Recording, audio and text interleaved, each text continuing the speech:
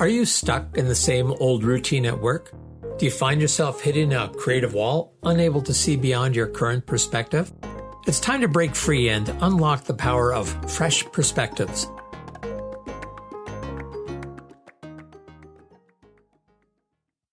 Hello, this is David Guthrow back with yet another episode of Discover Fresh Perspectives.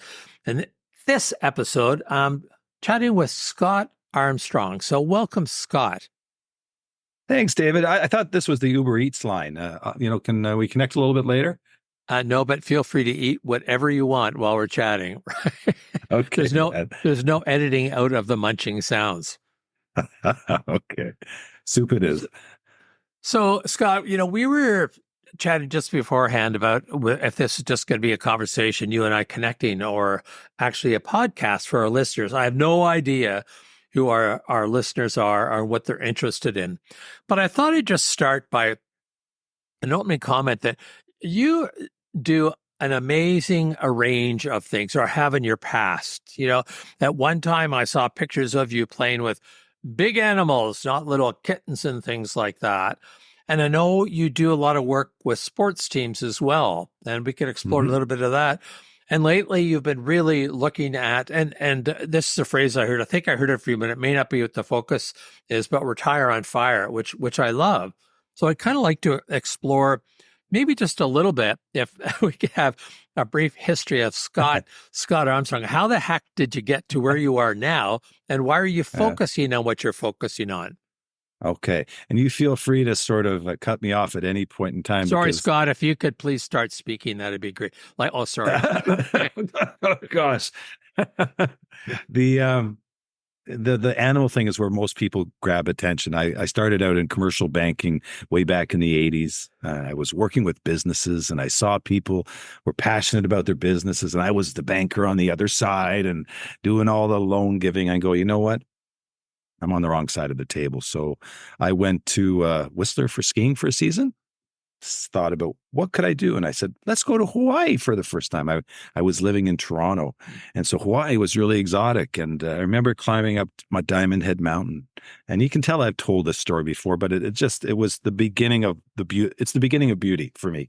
Is if I could do anything that I wanted to, what would it be? And I came up with, working with wildlife. I'm an environmentalist. I love wildlife.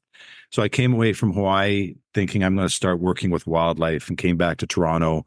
And of course, how many jobs were there for working with wildlife? The big goose egg. But over a period of 5 years, I managed to create Canada's largest endangered animal sanctuary and education center. And we took in abandoned circus animals, zoo animals, things like lions. And you probably saw pictures of tigers, snakes, wolves, owls, the whole bit. And that really just got my life going. You know what? I was not meant to be on the main highway. I like going on the side roads and finding kinds of things. So that got the fire started in my belly for a little bit of different stuff. Is that a good start? So let me just stop you for a sec, Scott. So going from a safe job that I presume a relatively safe job, tough but safe, where you have a pension and all those other kinds of things. So to just sort of taking off, having that year in between, and doing something that you loved. So I suspect that a lot of listeners that would go like, wow, how did he have the courage to do that? Did he have a huge bankroll that allowed him to do that? Or what compelled you and allowed you to follow your heart with that? Ignorance, stubborn head, being very stubborn on this. When I was at the bank, I loved it. And let's forget, prime back then was 10 3/4. So mortgages were 14%. And I had a 3% mortgage. That's still good by today's standards. So there was a lot of perks to give up. But I didn't belong.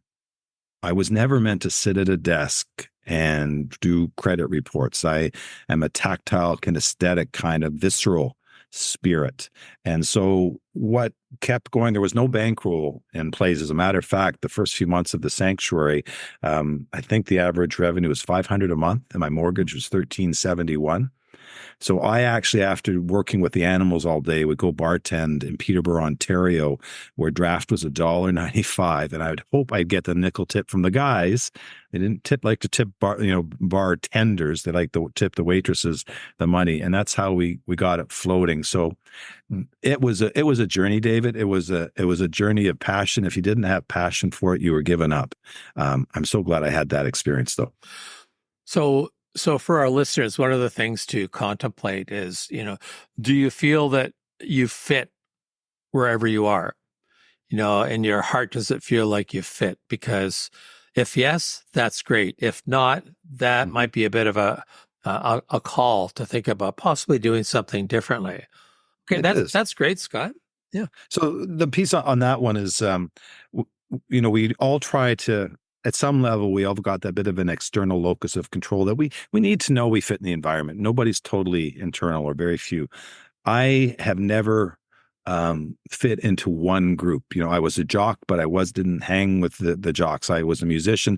I didn't hang with the musicians. I was an academic. I didn't hang with the academics. And I really have found that the best, juiciest parts of my life, including being a dancer in the Olympics, and as not being a dancer, was to just follow, if you can keep that part of yourself that says, I'm feeling something different that nobody else is. And you have that courage to take the little micro steps towards it. It gives you confidence that you can get in some pretty wonderful things that somehow you're going to handle. So that's a pretty inspiring start to this conversation, Scott. So after the animals, what came next?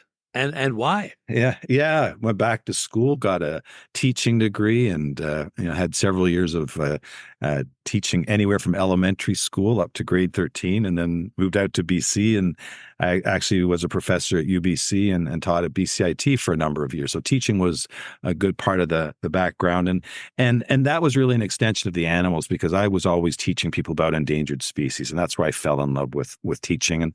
And as some of your listeners may be, as you are as a speaker, we like to impart knowledge. We like to enhance people's lives. That's part of, the raison d'etre of what it is we do. And so, after the teaching piece, I think it was 2013, I retired, from BCIT at a young age, and kept on working with businesses. But one of the businesses that I came across was working with the Canadian military.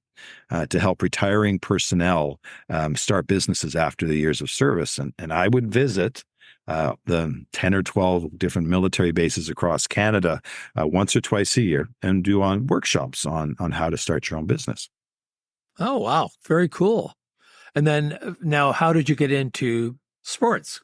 Because I do know that you work with some sports teams. Yeah, the sports piece was kind of funny. They always sent me to these military bases in the winter. So, of course, Winnipeg and Saskatchewan in the wintertime is wonderful. But it was in Regina.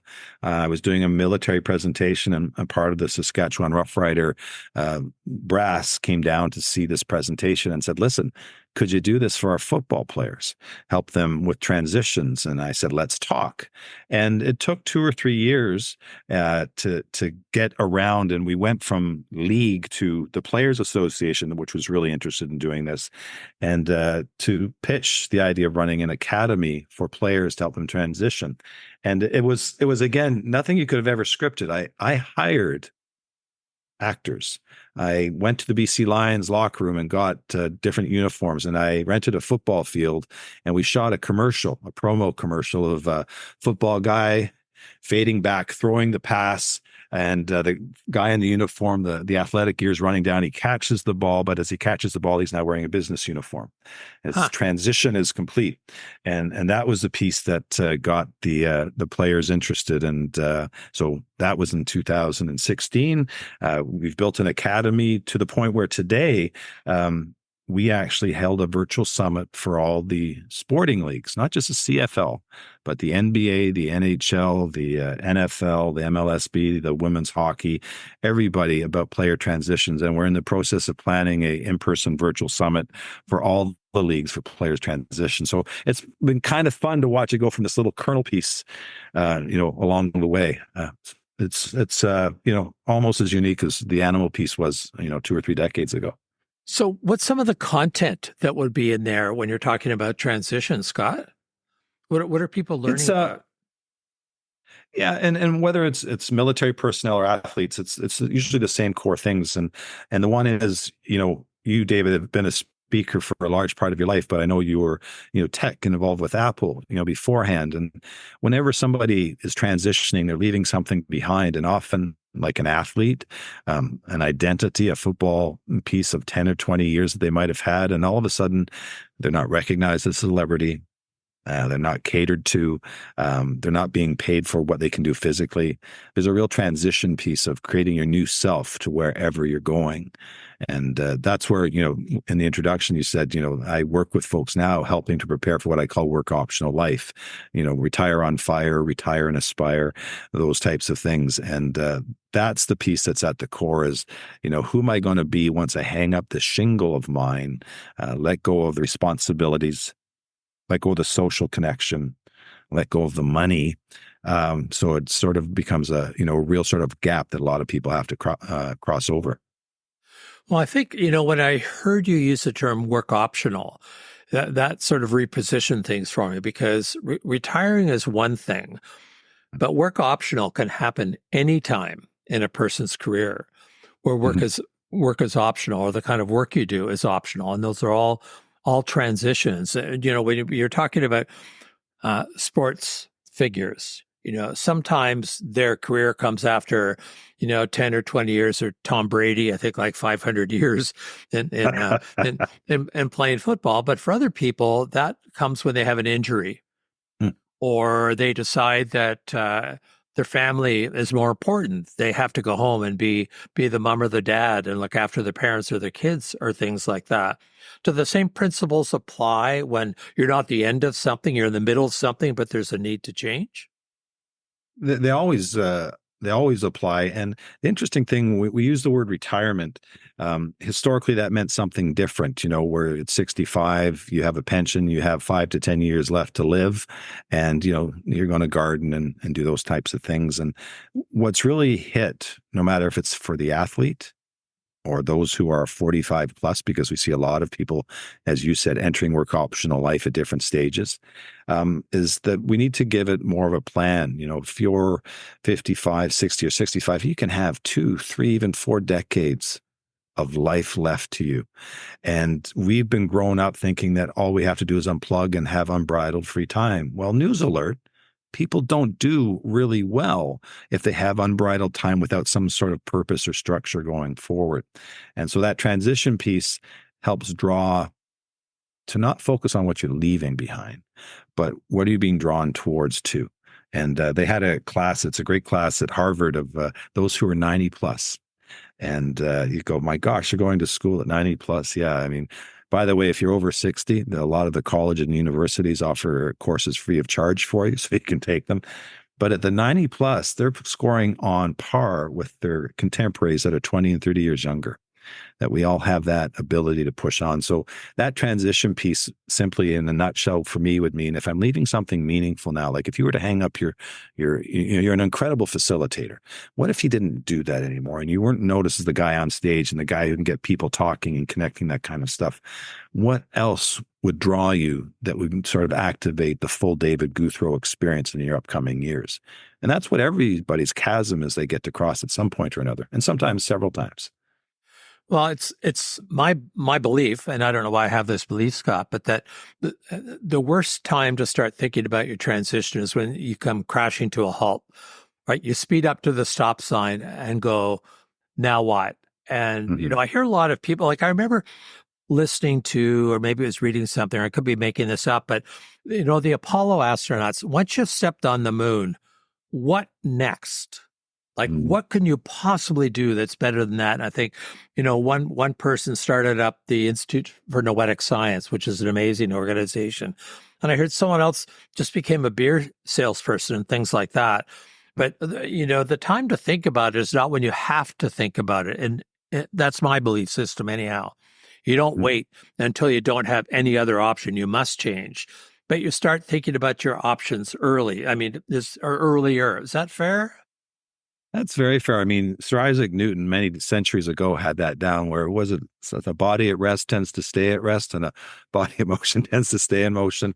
We don't do well, and what typically happens is when somebody retires, they enter what I like to call the honeymoon phase where they travel a lot, they golf a lot, they eat a lot, and it's all fun until it isn't. And that's usually about 6 months to a year later where they're going, man, I'm a panther. I've escaped the cage, but man, the cage had some neat qualities. So what am I going to go to? So to answer your question is when I work with folks and I work with wealth managers and financial managers to help them work with their clients is 5 years out.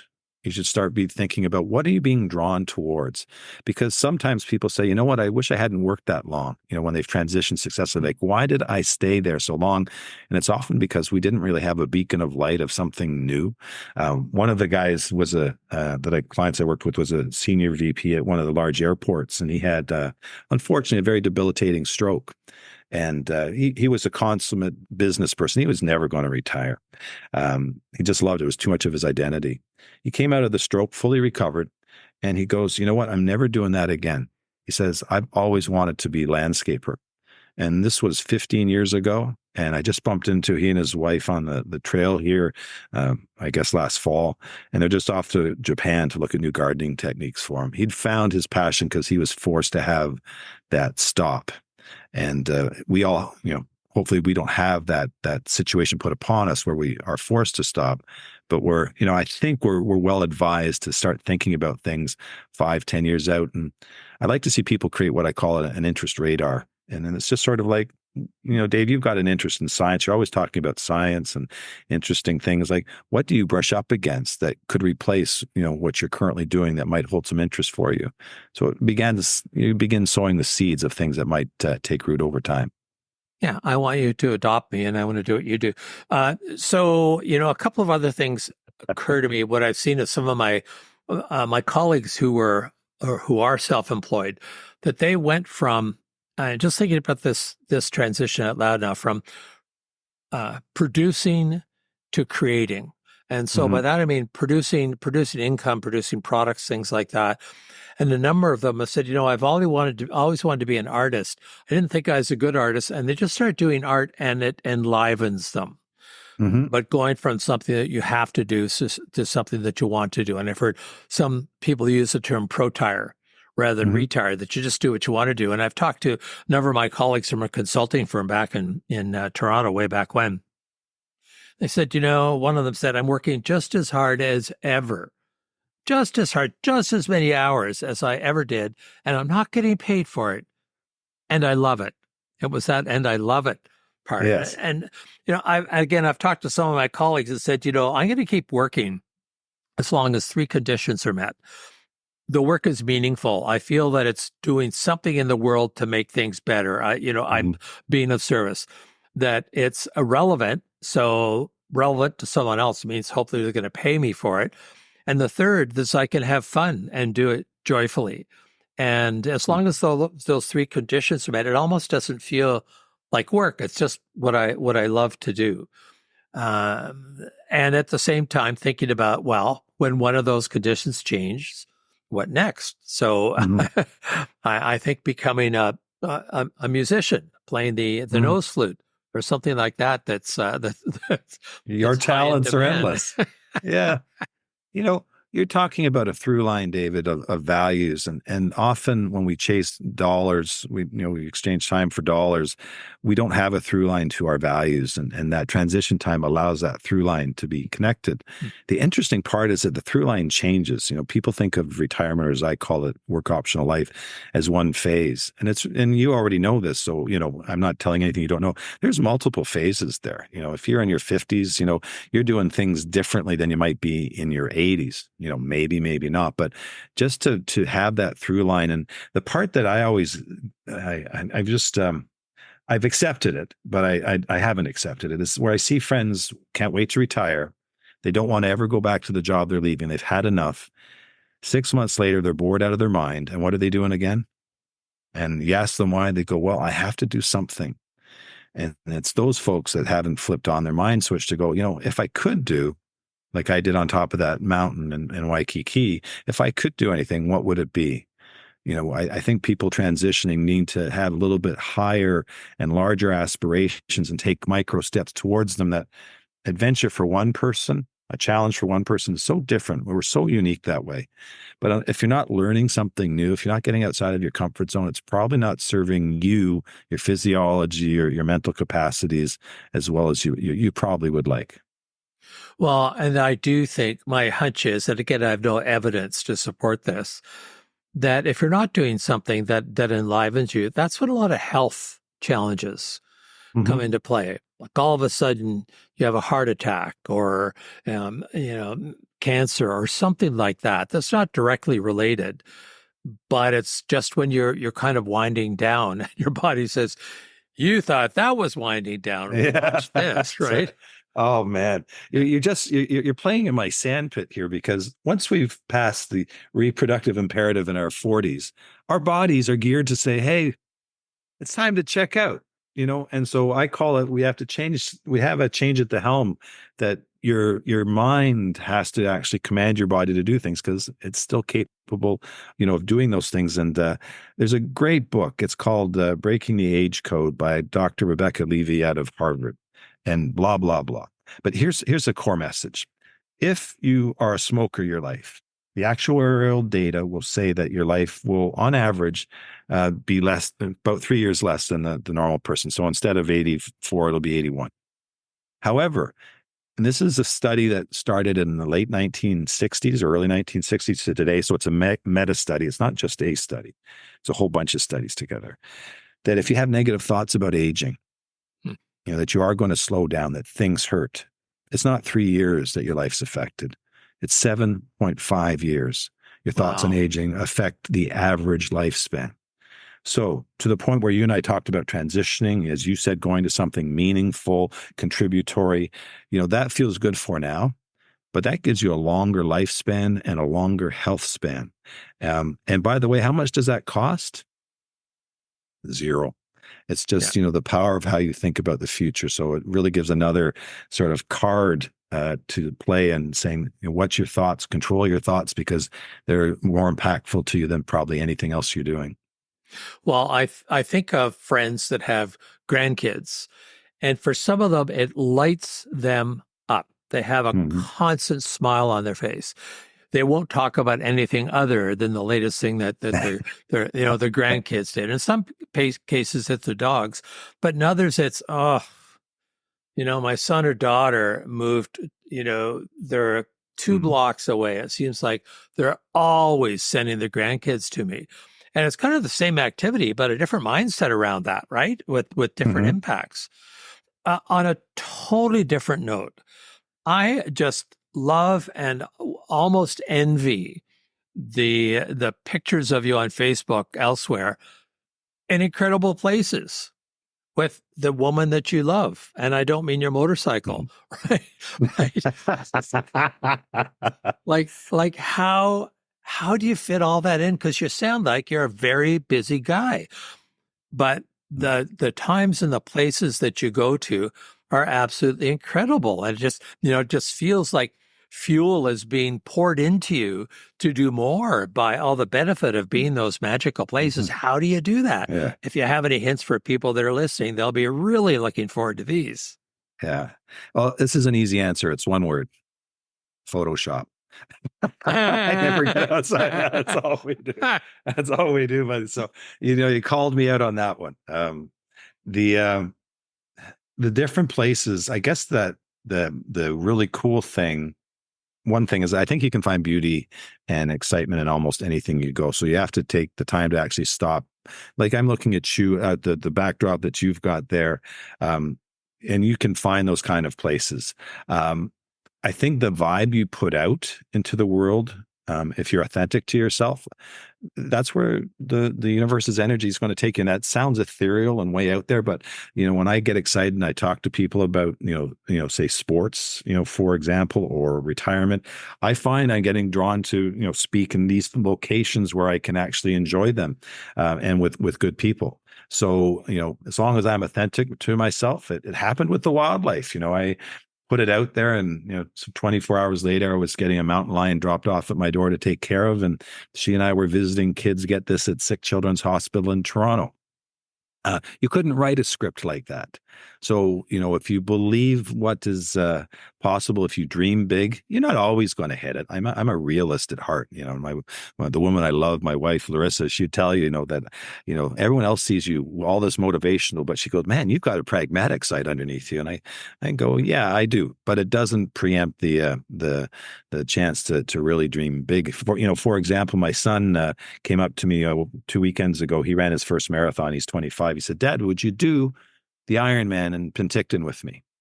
And he's looking at me, and he knows I have to get 2 new hips this year, and he's still asking. So, going through my mind, I'm going, well, that's a stretch. First of all, would I want to do it? And of course, I'd love to do an Ironman with my son. So I saw my doctor yesterday and said, listen, here's my body, X, Y, and Z.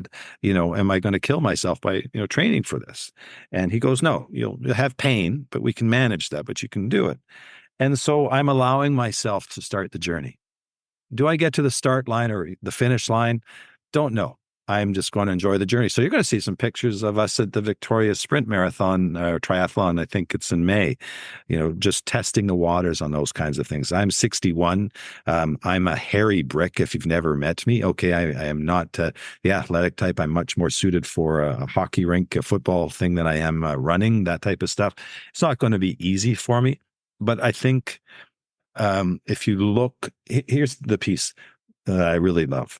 It's called the power of your posse. And if you take a look at around the 5 people you hang around with the most, and it's why, Dave and I got to connect with David, and it's totally selfish because I get such juice from him, that we're the average in most of our aspects of our lives based on the 5 people we hang around with the most.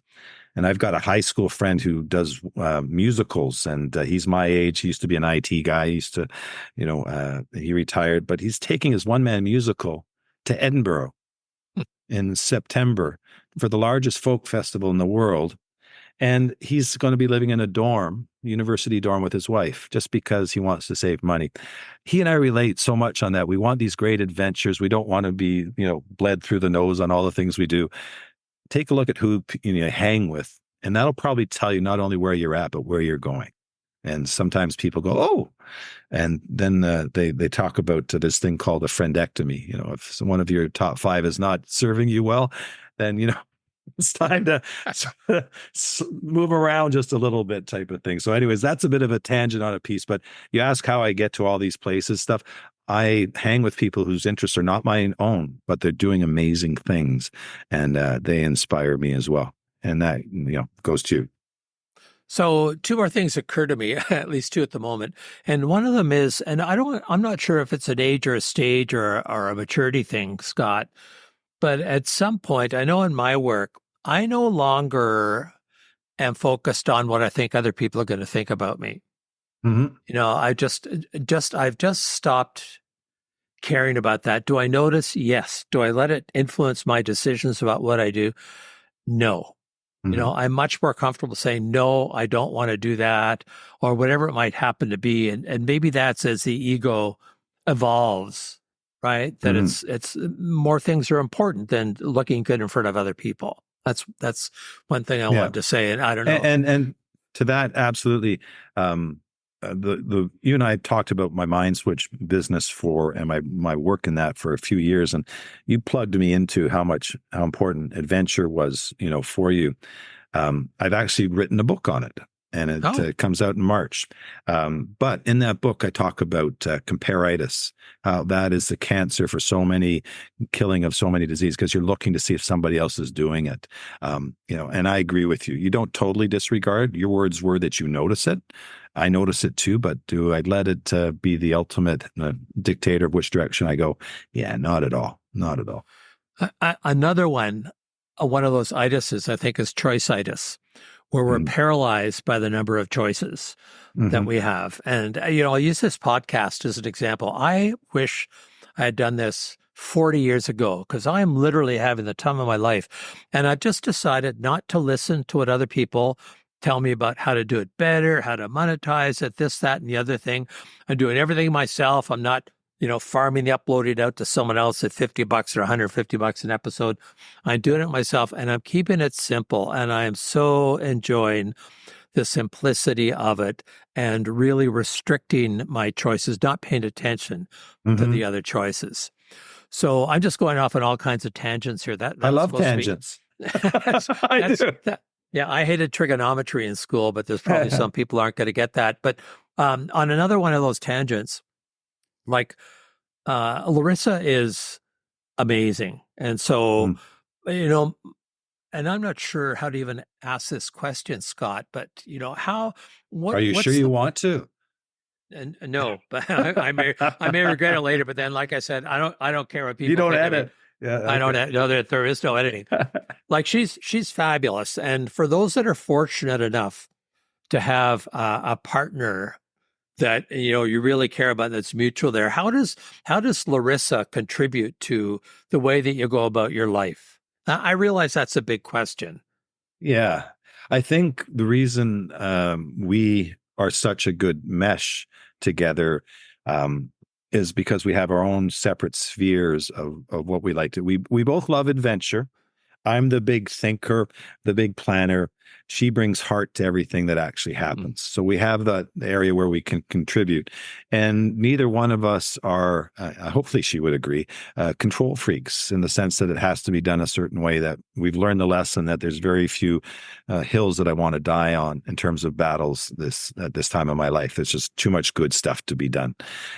So innately, I remember our very first date. We were coming back from Tofino on my motorbike, you listed earlier, and we were at a gas station, and she's, we're going to stop for lunch. And I said, well, there's a restaurant across the way. She goes, well, I got the leftover sandwiches from yesterday. Why don't we just sit here and eat them?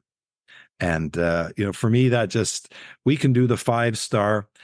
I could take her camping at the North Pole and she'd be just as happy. So, that's that overlapping. We didn't have to work at that. We just can accept life as it comes. We don't, we have minimal needs. Let's put it that way. I think part of it is getting the Venn diagram right, where you have enough overlap, but not an overlap so much that you're clones of each other. Right. And one of the phrases I think I used in a previous podcast, in fact, I might have done it one of the earlier ones when I was talking to myself because no one would talk to me, was just the phrase, whatever happens, just to tell myself I can work with that. Right. Like you said, it's not a hill to die on. I can work with that. Do I want to? Totally separate issue, but I start from a position of agency or effectiveness. I can work with that. And I think it's wonderful in a relationship to know that you can work at that. Remember my fellow who is my optometrist, practicing Buddhist, said, David, he didn't say it in this wise way, like he had machines in front of my eyes. You can be right or you can have peace. Choose. Right. And I'm a Taurus. I'm a Taurus and a family of Tauruses, and we're not known to be the most forgiving and workable people. So if I can go that journey, and I still have a ways to go, to anyone's listening, I've got a ways to go. There's hope for everybody. So, Scott, this has been fabulous. I always love talking with you. I don't see you nearly enough, quite frankly, because I always enjoy our conversations. However, I'd like to thank you very much for being here with us today. My absolute pleasure, David.